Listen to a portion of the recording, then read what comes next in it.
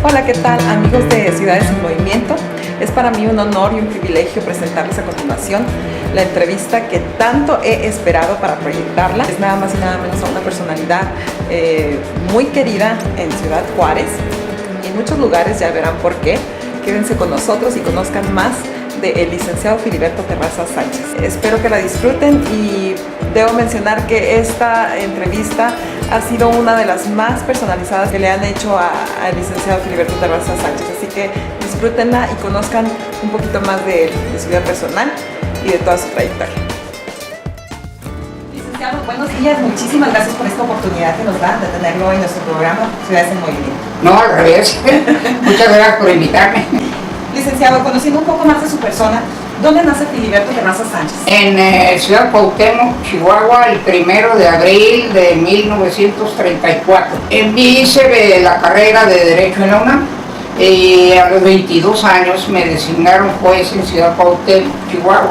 Luego me llegó una beca para hacer el doctorado en Madrid y terminándola me vine a Ciudad Juárez nuevamente de juez en 1959. Y desde entonces vivo aquí. Debo aclarar que mis raíces por parte materna son totalmente juarenses. Mi mamá nació aquí, mi abuelita nació aquí, mi bisabuelita supongo que también.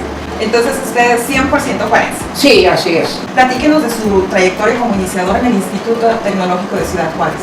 Muy interesante.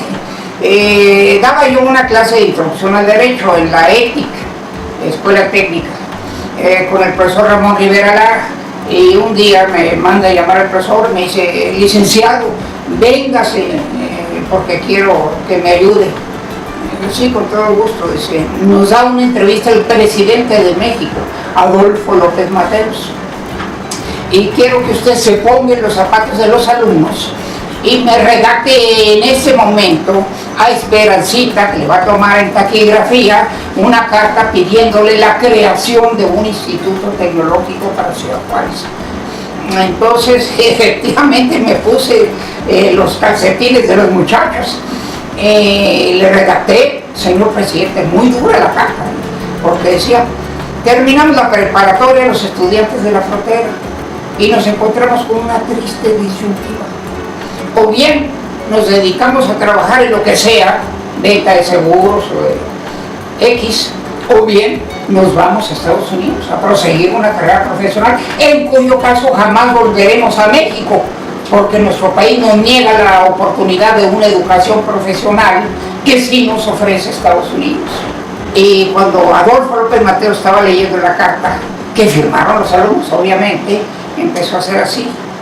Y cuando hizo así, afirmativamente, dije: ya, la hicimos.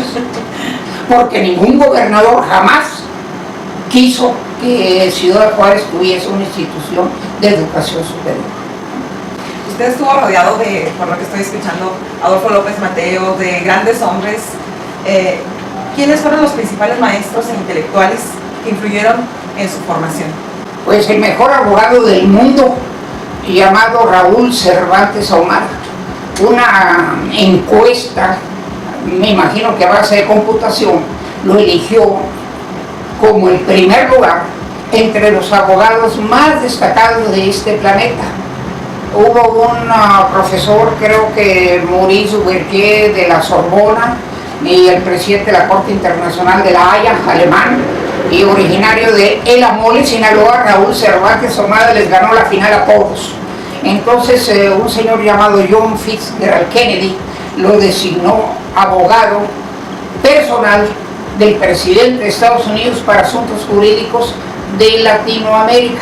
Y casualmente ese maestro es quien me escribe el prólogo de la guerra Apache en México, y yo le atribuyo el éxito del libro en gran parte a dicho prólogo, que es una obra de arte.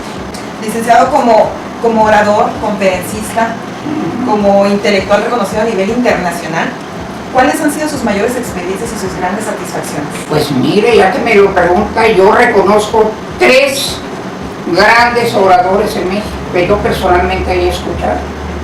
Vicente Lombardo Toledano, que dirigió mi tesis profesional. Adolfo López Mateos, el más grande presidente que tuvo México en el siglo XX. Y Porfirio Muñoz Ledo, que fue condiscípulo mío, en el mismo salón de clase, en la UNAM, esos tres. Pues déjenme platicarles, querida audiencia, que además de la oratoria, la cátedra, Filiberto Terrazas Sánchez ha plasmado a través de 13 obras literarias el reflejo de raíces chihuahuenses, la vida y obra de Francisco Villa, biografías de ajedrecistas ilustres y novelas con deliciosos pasajes. ¿Cuál ha sido el fruto de tan amplio trabajo en la pluma y qué es lo que falta por escribir? Pues muy satisfactorio, porque donde quiera que voy me encuentro personas que no conozco, pero me saludan muy efusivamente y me dicen, maestro, dice. Una de ellas me dice, le voy a reclamar. ¿Qué pasó, señora? Me hizo llorar uno de sus libros y ya me dio el pasaje. Y por cierto que era la Guerra Apache en México, cuando querían bajar del tren a Joaquín Terrazas por no tener el suficiente dinero para el pasaje de un niño que lo acompañaba. Fue una escena muy emotiva, pero de la vida real. Libros que hablan de sensibilidad, de sentimientos. Pues son muy disímbolas, porque algunas de ellas son de ajedrez, otras de ellas son de filosofía, otras de ellas son de historia, otras de ellas son de ajedrez, otras de ellas son de derecho. Por ejemplo, en el último, que fue el diario de un dorado de Villa, pongo anécdotas e ideas que jamás en México se habían publicado. Háblenos un poco de su biblioteca personal. Tiene una biblioteca personal muy amplia, que Pero muy es una de las revuelta. más amplias en el estado de Chihuahua. Sí tengo libros, sobre todo en varios idiomas. Tengo libros en inglés, francés, alemán, en griego, en italiano. Háblenos de su pintura del general Francisco Villa. Pues esa pintura es la única que existe en el mundo, pintada personalmente frente al general Francisco Villa. Tiene la firma del autor, fue Miguel Trillo, y mi tío, el coronel José Nieto Houston, que fue miembro de la escolta del general Villa, la arrancó del Palacio de Gobierno de Chihuahua un 16 de septiembre de 1916 y se la llevó a su casa. Ya cuando terminó la revolución, la dejó en su recámara y dio instrucciones de que me la heredaran a su muerte, más bien a mi papá, pero pues mi papá me la dio a mí. Excelente. Sí. Qué gran recuerdo. Pues la preservé para México, porque no se imagina los gringos que la llegaron a ver y vinieron algunos. Cuando estuve yo en el registro civil, tengo una foto donde está esa foto detrás de mí, el óleo, y varios gringos llegaron, uno de ellos venía de Arizona y vi el cuadro y lo estuve examinando y luego me dijo, óigame, me permite traer a un amigo para que tome ya con mayor detalle el origen del cuadro. Sí, cómo no. Al mes vino con un experto, tomaron fotos y de repente me dice, how much? No, le dije, pues es una obra que debe permanecer en México. Licenciado, recientemente ha sido usted reconocido como cronista en Ciudad Juárez. Pues no muy recientemente, porque fue desde el año 2004, pero sí me han estado ratificando. Es una tradición nacional que el cargo de cronista sea vitalicio, salvo enfermedad o muerte. Una de sus pasiones, quizá la más grande, ha sido el ajedrez, Pues sí. la cual inició cuando era un niño de tan solo 11 años de edad. No, 6 años. 6 años. A los 11 años de edad Sí. enfrentó al campeón mundial Alexander Alekhine. Sí. Platíquenos al respecto. No, pues resulta que para que no anduviéramos jugando en la calle, mi papá trajo de Michoacán un jueguito de ajedrez. No recuerdo si primero aprendí a leer o a jugar al ajedrez, pero debía haber sido más o menos al mismo tiempo, a los 6 años. Entonces, Lázaro Cárdenas le dio una comisión a mi papá en Barcelona y fuimos. Yo era un niño y estábamos de vacaciones, o sea, en el verano de aquel año, y daba una exhibición el campeón del mundo, que era Alekhine, y luego hubo un torneo después de esa exhibición. Por cierto que en dicha exhibición yo fui uno de los que más pelea le dio a Alekhine. Quiero aclarar que yo jamás en mi vida había visto un libro de ajedrez, pero Alekhine que por cierto andaba muy inspirado. Le dijo a mi papá que me incluyera en un torneo que iba a haber inmediatamente después de esas simultáneas. Y efectivamente me inscribieron, pero pues yo no sabía que existieran libros de ajedrez en aquel entonces. ¿Qué diferencia de edades había entre Alexander Alekhine y Filiberto Terrazas? Yo tenía 11 años, 53 años contra 11, esa es la diferencia. ¿Y qué nos puede platicar de Carlos Torres? No, Carlos Torres es uno de los más grandes genios y de los más admirables que yo en mi vida he conocido. Es más, en el último libro mío, en la última edición de Coculcán, le puse esta dedicatoria, porque esto es sobre Yucatán, y me pareció oportuno ponerle al último genio maya, fruto póstumo de aquella maravillosa civilización, quien enriqueció el tesoro universal del ajedrez, Carlos Torres. Lo conocí en México, y como yo era un admirador de la cultura yucateca, maya, y también del ajedrez, hicimos gran amistad. Obviamente, pues, él como un genio que era, me enseñó mucho del ajedrez. En La Habana, en Alemania, en Suiza, su participación en las Olimpiadas. ¿Recuerda el discurso de La Habana? No, pues resulta que llego a La Habana y sin que hubiera previo aviso, invitan a Fidel Castro al banquete de inauguración. Entonces, habíamos tomado 3, 4 daiquiris, nos dan la bienvenida. Y entonces mi compañero Alfredo Iglesias, que había tomado aproximadamente el doble que yo, me dice, oye, párate y contéstale.